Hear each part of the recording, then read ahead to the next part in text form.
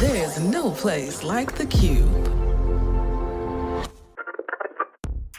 Family, it's your favorite queer radio personality, Aina DeShawn, with our queer news for today. Now, I want to make you a promise. We will continue to bring you the latest in queer news, culture, and politics every Monday by 7 a.m. Chicago time. So if you are digging our intersectional take on the weekly, consider joining the Qube Crew. The Qube Crew is our monthly membership program we started to help grow the podcast. You get weekly emails from me, exclusive interviews with LGBTQ influencers from across the country, and beginning this year, special behind-the-scenes footage too. With your support, we can bring you more stories celebrating our lesbian, gay, bisexual, transgender, queer, and comrade communities. Click the link in the show notes to join the Qube Crew today. Don't have $5 to join the Qube Crew? It's okay. There's things you can do for free. You can rate and review us inside your favorite podcasting app and tell a friend. Or two.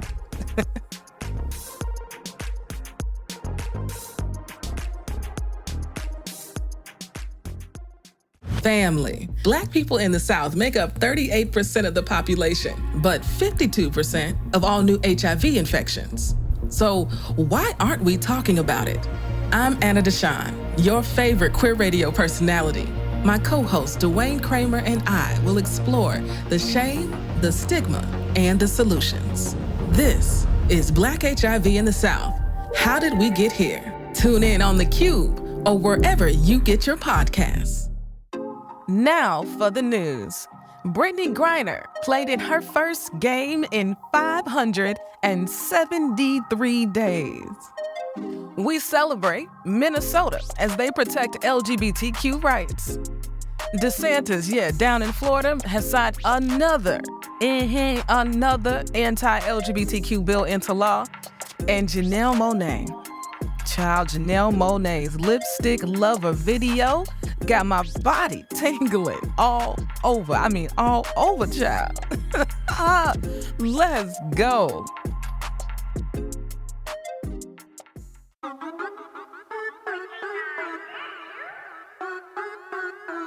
You are now tuned in to higher frequencies. We do this frequently. Turn your radio station to E3 for that decency. Listen to great music and the latest movement. Safe listening for anyone that's tuned in. Who you waking up to?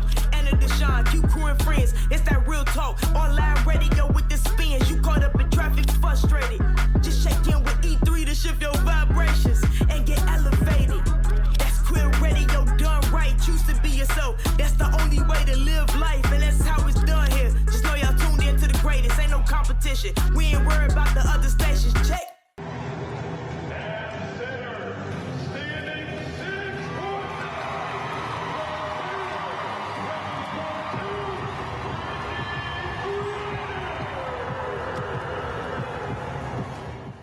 Family, for our top story today, we are leading with the culture. Did you hear that crowd welcoming BG back to the court? It gives me chills. Literally, all 4,563 of the Mercury faithful gave her a standing ovation. On Friday, she played in her first game since Game 4 of the 2021 WNBA Finals. That was 573 days ago. During the game, she played for 17 minutes, scored 10 points, and pulled down 3 rebounds. BG said, "I didn't think I would be sitting right here. I didn't think I would be playing basketball this quickly. Even coming back, I didn't know how it was going to go, getting back into it. I'm grateful to be here for sure. I'm not going to take today for granted, but it was a lot to take in." I bet it was a whole lot to take in. All of the emotions. Her life has been a whirlwind since returning home. Y'all seen her, right? The Correspondence Dinner, the Met Gala, the Kentucky Derby. BG and her wife are getting all the invites, okay? And now we get to celebrate that she's back exactly where she belongs, on the court, playing for the Mercury and doing what she loves. The WNBA is kicking off the season on Friday, May 19th, with 4 games lined up. My Chicago Sky tip off at 7 o'clock Chicago time against the Minnesota Lynx. But even I and every Sky fan must admit, the highlight of the day will be at 9 p.m. Chicago time when the Mercury face off against the Sparks. It will be BG's first regular season game, and it's the only nationally syndicated game that night. Catch it on ESPN and ESPN Plus. Set your TVs, your apps, your streaming services, okay? Let's make it the most watched WNBA game in history.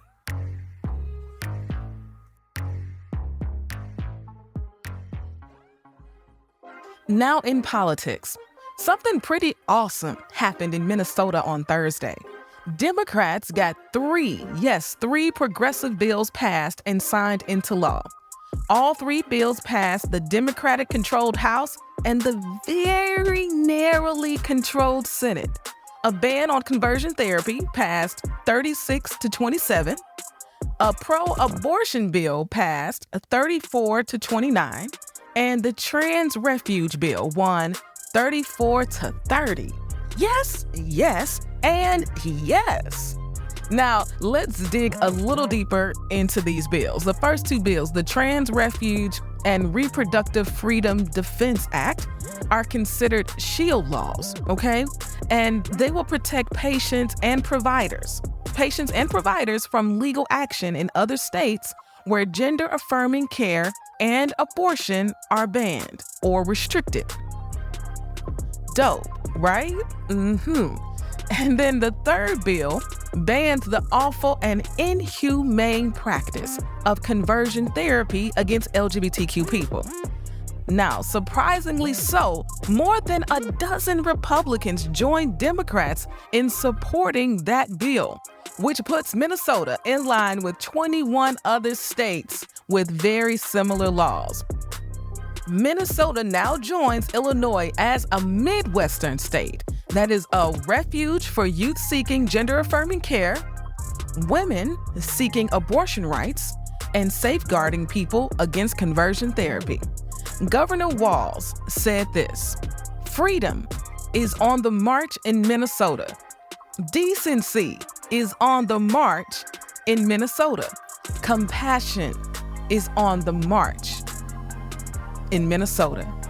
Hate and bigotry, too, are on the march. But we make it very clear that march of bigotry and hate stops at Minnesota's borders." Governor Walz, your sentiments could not be clearer and more welcomed, especially here in the Midwest. And they really couldn't be more welcomed. For real, family, especially as I continue our political news with Florida. A few weeks back, Florida GOP Rep. Jeff Holcomb said this: "Our terrorist enemies hate homosexuals more than we do." Wait. Let's run it back because you may have missed it, okay? Let's run it back real quick. Take a listen. "Our terrorist enemies hate homosexuals more than we do." Yeah, that really happened on the House floor. He said it like it was a good thing, with his chest out and proud. Now, you can't see the video here. I'm going to post it on TikTok and Instagram. But it blows my mind that he reads the Navy creed that says, "I'm committed to excellence and fair treatment for all." Chile, where in the world is that creed in anything he just said? Or probably says on a daily basis. This is the current political culture of Florida. Backed by its homophobic, xenophobic, racist governor named DeSantis. Now, DeSantis on Thursday was at it again by signing what they call the Protections of Medical Conscience Act. The names of these bills are just BS, but I digress. The ACLU penned that this law allows any medical provider, including doctors, nurses, ambulance drivers, pharmacists, mental health professionals, lab technicians, nursing home workers, and hospital administrators, as well as insurance companies and payment entities, the right to deny care on the basis of any conscious objection. Now, the law says denial of care can't be based on a person's or patient's race, color, religion, sex, or national origin. That's nice, but guess what, family? It provides no protections on the basis of sexual orientation or gender identity. So you know what that means, right? This is a bill directly aimed at the LGBTQ community and protecting those who don't believe who we are is right, is good, is made in the image of God.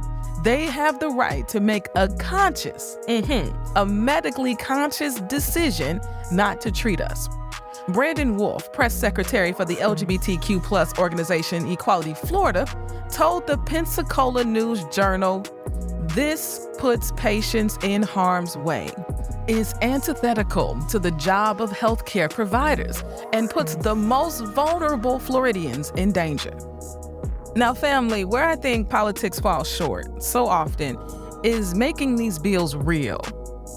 How does this impact your life? How does this actually play out in reality? So let's play this one out in reality, okay? Let's just say I'm in a medical emergency. Anna DeShawn is in a medical emergency. I live in Florida, and my wife calls 911. If the ambulance driver arrives and is homophobic and chooses not to treat me, under this law, he would be protected. Now, I'm no lawyer, I don't know Florida law, but someone please tell me we could file charges under a different law. And if not, this just gets more and more unbelievable by the day, okay? Maybe by the minute or the second, you understand? Whew, now is a good time for us to take a quick break, don't you think? Hear from a couple of our sponsors. You too could be a sponsor. The link is in the show notes. We've got Pride specials. We'll be right back.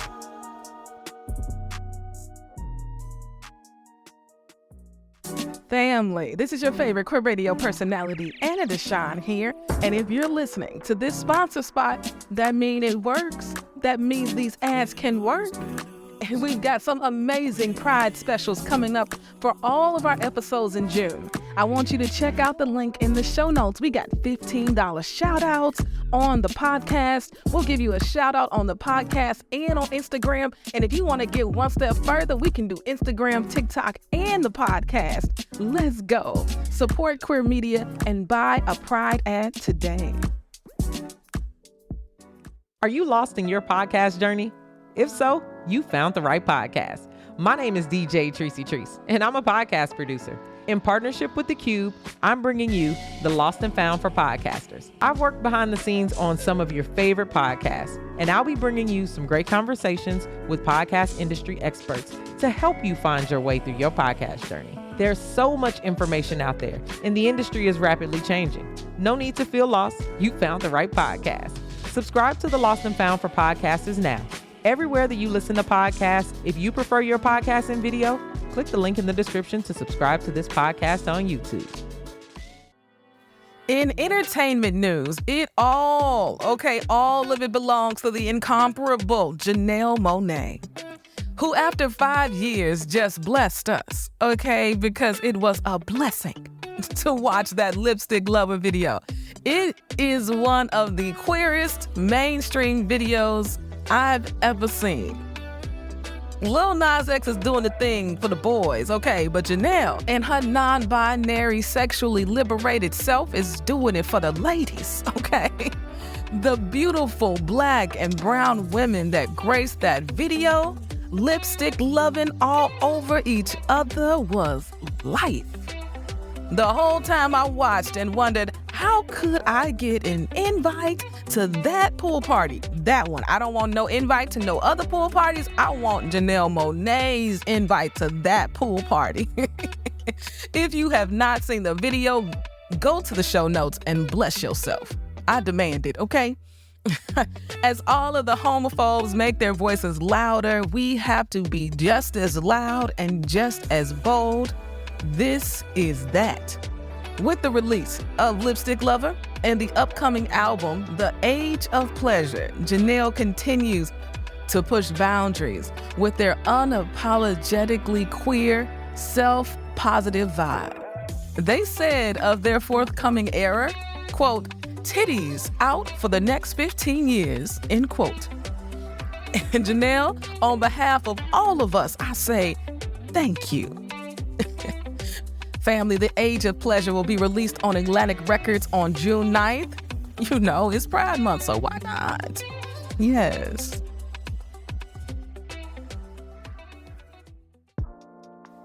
It's that time. It's that time, family, of the pod where I end with the word of the day because Anna's always got a word. The word today is fight. Fight for the things you believe in. Fight for what's right. The fight will look different for everyone because we all have different gifts.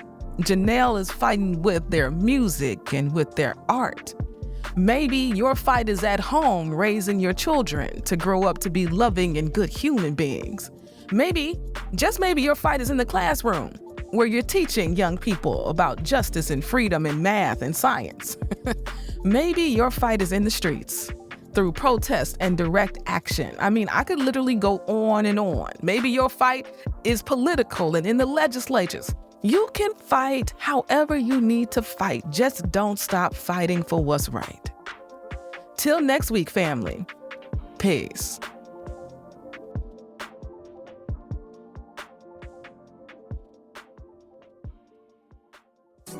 If you enjoyed what you hear, rate and review us inside your favorite podcasting app. This podcast is a production of E3 Radio, your #1 queer radio station playing queer music and reporting on queer news in high rotation.